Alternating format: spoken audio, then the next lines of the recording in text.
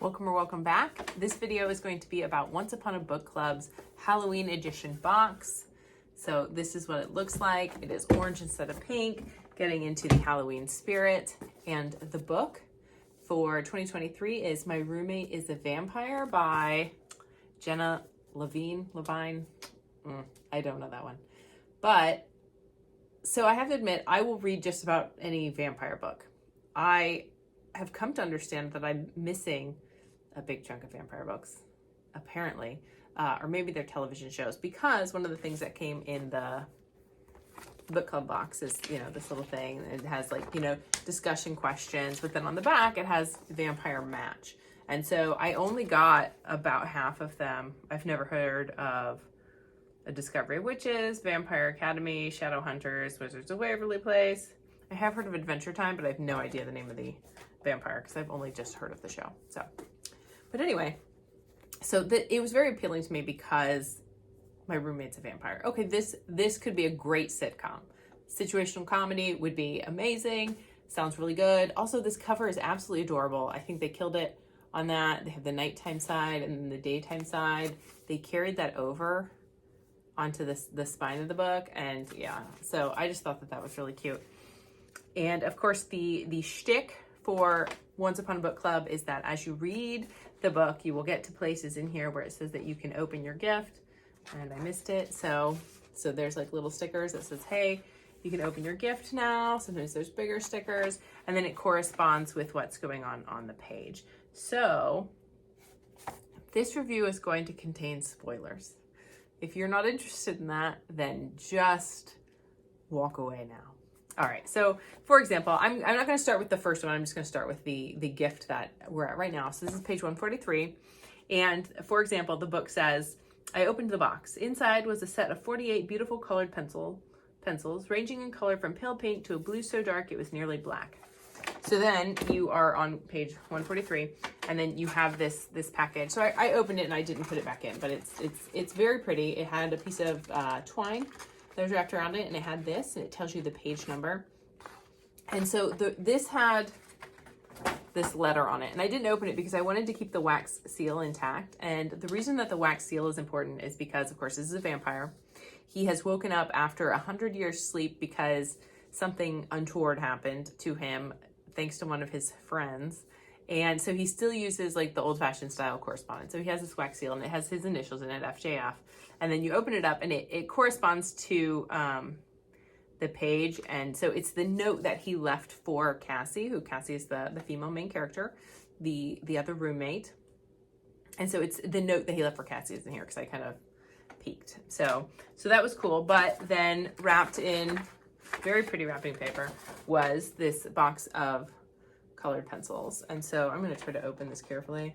So this is a set of 24, but it has the colored pencils, artist series, and it has the name of the company, Arthur and Brothers, that was in the book on there. So we've got some colored pencils, and continuing to go out of order. So the first gift, so I don't actually have it to show you.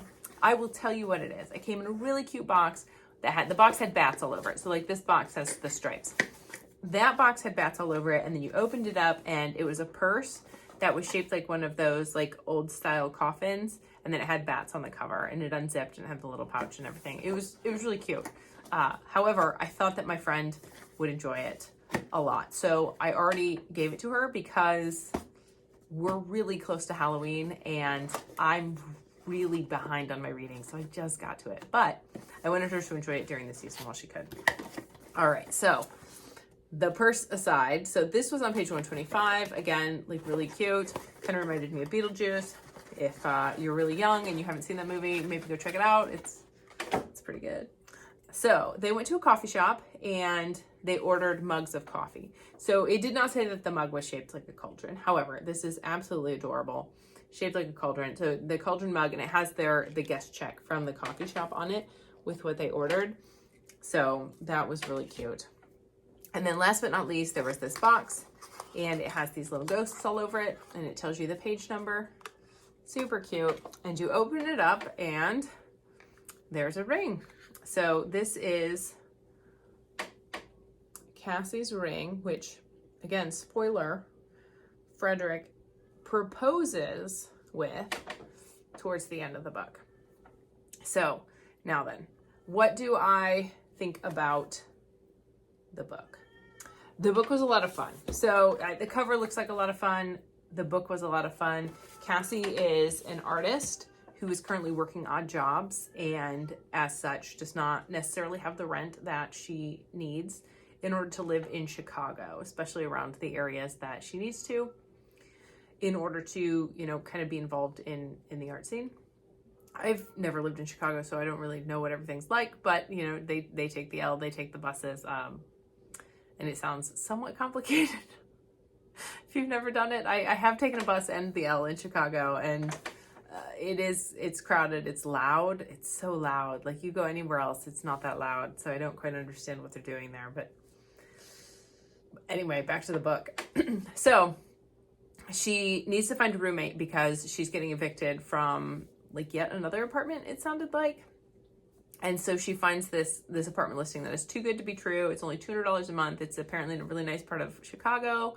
And then she almost doesn't call because it is too good to be true. And that means there's something horrifically wrong with it. And it turns out she's right and wrong, since of course we know that this is going to turn into a great situational comedy and good things are going to happen. But in real life, that would probably go really badly. And then you meet Frederick. Frederick, of course, is stuck in, you know, the late 1800s, early 1900s.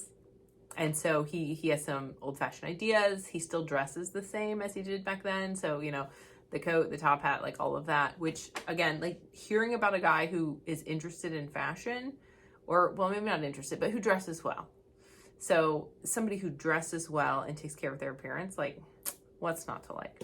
So there was like, so that's like, the fact that they put a traditional vampire on there is kind of funny because it doesn't sound anything like that. This to me looks like those, like the 1950s, right? So there's a girl with the curly blonde hair.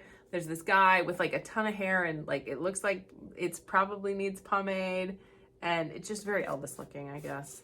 So it's kind of funny. And then with what happens in the book with Cassie finding out about him being a vampire, and then her friends who are trying to help her, the shtick of the book is that she tries to help him. Then once she finds out, she tries to help him kind of acclimate to modern life. So she's his tour guide basically for the 21st century, which I think a lot of, I don't know, Gen X and older at this point could probably identify with. Everything keeps changing so quickly. The new generation, maybe some of you, like, seems to just keep trying things on. They keep trying on, you know, for a second it was like 90s grunge, there was the 80s, they've done the 70s already. Like, it's just very slightly spastic. So she helps him to navigate what's going on, you know, ordering coffee, setting up online shopping, being able to get a debit card, that sort of thing. And then there is some family drama on the part of the vampires, which is amusing. And then it's wrapped up very cutely. It's an easy wrap up. Like, most of the book is, you know, the building tension, the building relationship, you know, what's going on, when are we going to find out, how are we going to find out, you know, those questions that you have in the back of your mind, because you know that this is a book about, oh, somebody finds out that their roommate is a vampire. So they do spend a lot of time on that. I appreciated that. Like, I did not need this to be like, you know, this big action sequence. She's got to outthink these 100-year-old vampires. That's not what happens. So if you're really looking for that action and that drama, then this is not the book for you. This is brain candy. This is just a good time. This is just a fun, quick read. Like, oh, that was nice. Oh, that was great. Like, you know, but with a little bit of tension, because you need tension in a story in order to, I think, to really enjoy it. Like, if everything's just easy breezy, what is that called? What is the, I don't know. They're doing those like comfort books now, and I forget what they're called. But those are not the books for me. Like, if nothing's really happening, there's not really a lot of like tension, or it's not life or death stakes, but you know, there's got to be something worthwhile at stake here, rather than, oh, I might be unhappy for a month. That's not the book for me. So this book is a lot of fun. It does have enough tension in it that it stays intriguing. There is some action, but it's not the big action sequence.